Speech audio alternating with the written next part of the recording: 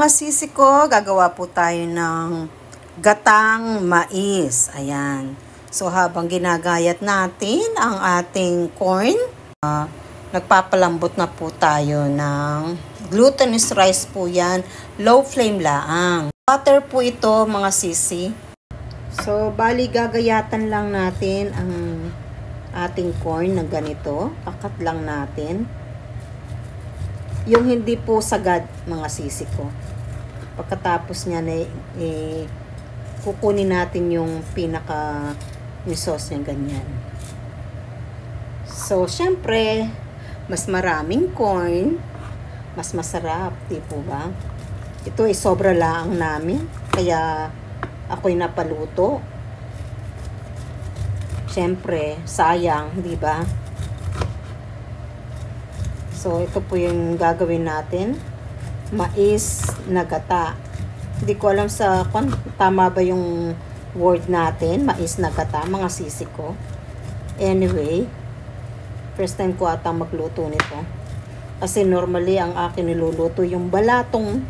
Yung balatong po ang niluluto ko.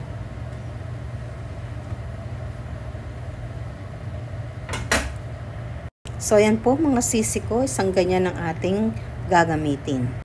So mga sis, gagamit po ako ng kutsara para ma-script ko po yung laman.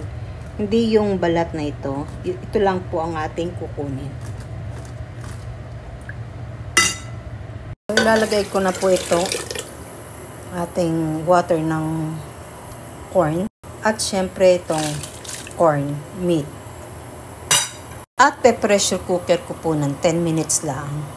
At lagyan na natin ng gata, mga sis.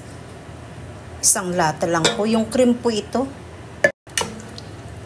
Lagyan natin ng sugar, mga sisi. Ayan. Depende po yan sa tamis na gusto ninyo, mga sis. Ayan. Lagyan pa natin ng gata, mga sis.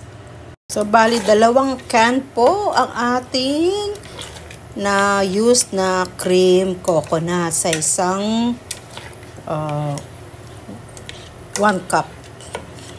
Ito na po mga sisi ang ating ginataang mais. Thank you for watching mga sisi ko. Sana po nagustuhan ninyo ang simpleng merienda natin.